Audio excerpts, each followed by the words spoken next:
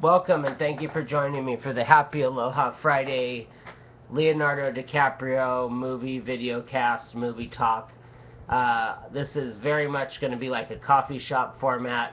I wish we could be enjoying a drink of coffee together right now. So grab a cup of water or something, sit back, kick up your feet. I know Leonardo DiCaprio is loved by film goers, film buffs, film historians, filmmakers.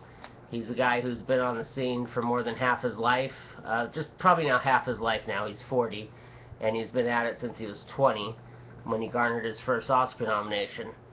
In this first part, again, I'm very passionate and happy to be doing this, but I'm a little sad today because it is 9/11. I'm recording this for Friday tomorrow, but I felt like we have to continue to live life, and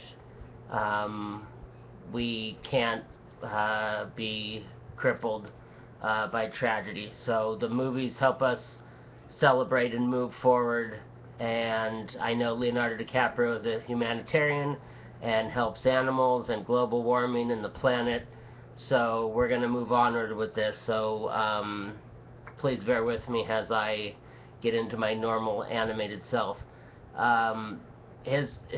I'm going to talk about his Oscar nominations in this first part. We have What's Eating Gilbert Grape, supporting actor nomination in '93. Blood Diamond, which was a Best Actor nomination. Before that, The Aviator, and he played Howard Hughes.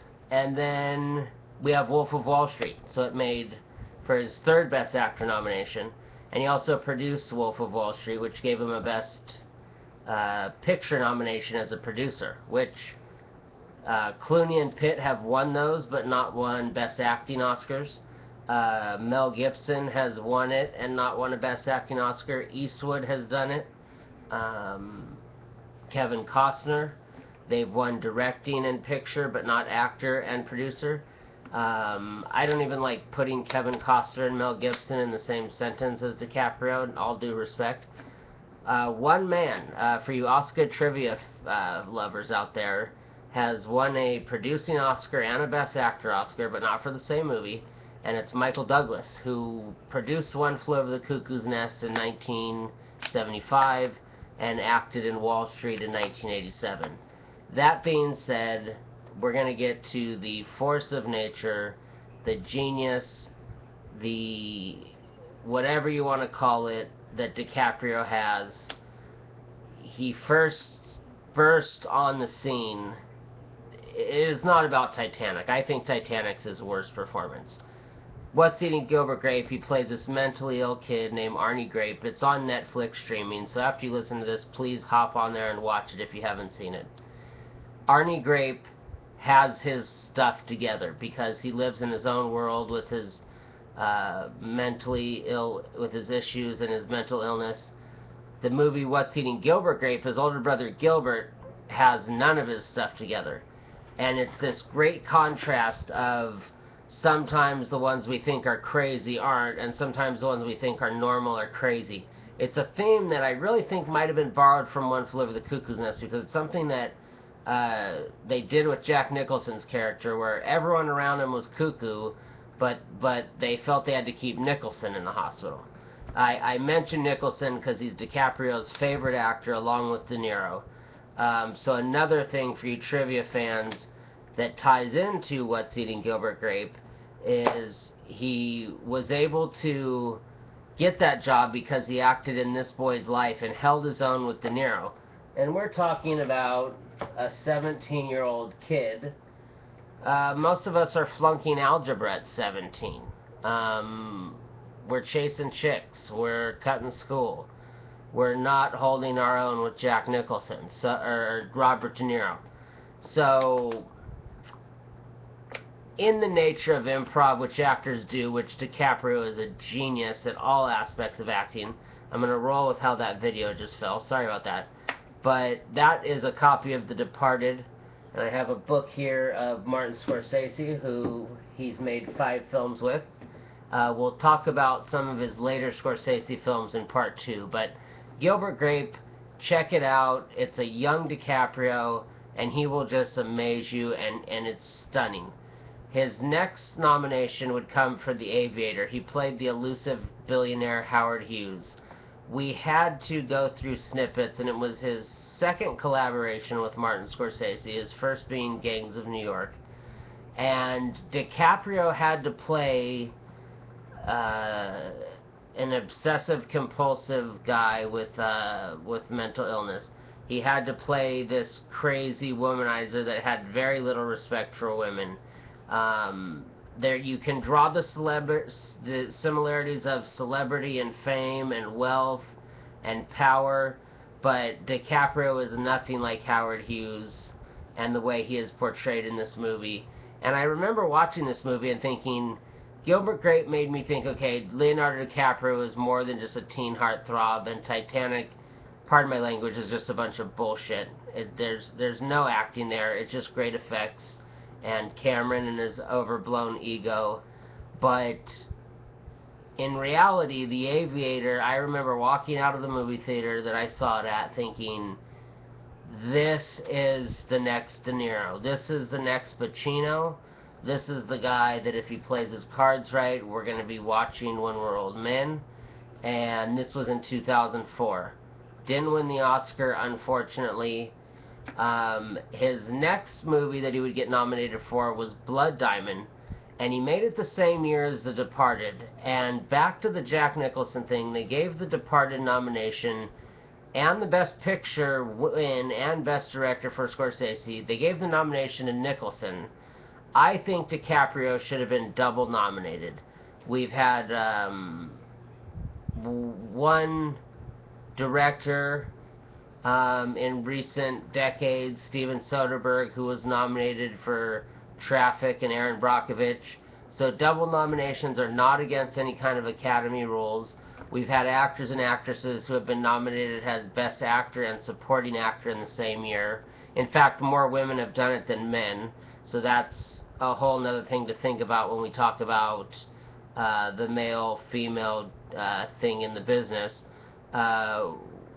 Women are better actresses. They're more awarded. So I love saying that. I love to be able to share that and talking about such a genius like DiCaprio, that there's things he can't do that many women have done. So Blood Diamond, it took me about 3 or 4 times before I enjoyed it. He was always a genius, but what really hit me was that he was playing a guy who puts his life on the line for diamonds when he knows they're illegal. He knows people died to get the diamonds. And for me, I was really more so into The Departed. I think Billy Costigan in The Departed is his best role. I would debate it with anyone. We'll talk about Spielberg's Catch Me If You Can in the next one. We will leave his duds out of this. We will not discuss The Beach or any of that stuff. But The Aviator, just to watch the transition from here to here, from A to Z, sorry, is just amazing. And a great movie directed by Martin Scorsese, great cinematography. I'm fairly sure it won the cinematography Oscar, and it's one of the first Scorsese films to use some visual effects for the flying sequences. The next and his last 2 Oscar nominations that he received this last year was for The Wolf of Wall Street. I'm going to wrap this up in a minute here and then continue with The Wolf in part 2 and go into some other DiCaprio stuff, because I could do a whole 10-minute thing about The Wolf. The Wolf of Wall Street, I loved it. It was a film where DiCaprio had to be a scumbag, he had to be a cokehead, he had to be a pill popper, he had to be a thief, a crook, a husband, a motivator, a boss, a thief, and he pulled it all off. He lost the Oscar to Matthew McConaughey for Dallas Buyers Club. This year was really almost, I feel Matthew McConaughey deserved it, but I feel 12 Years a Slave, the lead actor, should have won it. DiCaprio would have been robbing McConaughey had DiCaprio won it. I feel there should have just been 3 Oscars. I forget the year, but there's been one tie in Oscar history. I believe it involved an acting category in the female category. Again, women being awarded more than men, so we do need to take this into account as we move forward in where we think the equality is. And again, this is not political. I just love that the women kick our butts and stuff. So Leonardo DiCaprio, back to him, Wolf of Wall Street, he owns this. There's so few words for it. It's one of those things where it's like, there's nothing to say, but you want to say everything. There's one word could mean one thing, but it could tell you 1,000 things. It leaves me speechless, as you can tell.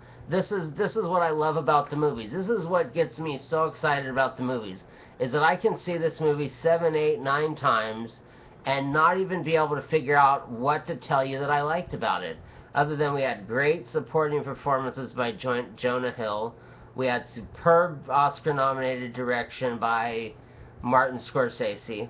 And we had DiCaprio producing with Scorsese. So talk about a guy who's living it and doing it. And I'm going to leave it at that because I'm just getting too excited here talking about Leo. And I want you guys to get excited about Leo. If there's any films of his you have not seen, Revolutionary Road, The Reader, anything but The Beach, check out. We're going to jump back into Wolf of Wall Street in part 2 sometime tomorrow, or I might have it ready for you tomorrow. If not, we're going to tackle it this weekend, and we're going to get into some more stuff and some other projects that DiCaprio does that aren't known as his main repertoire. Tune in next time if you like Catch Me If You Can, and if you want to hear more about Basketball Diaries. So thank you for joining me, and I appreciate you and being here for my excitement to discuss Leonardo DiCaprio. You guys have a great night. Again, all my prayers and thoughts to those affected by 9/11, past that it affected all of us. Have a wonderful, peaceful night. Make sure you watch some movies.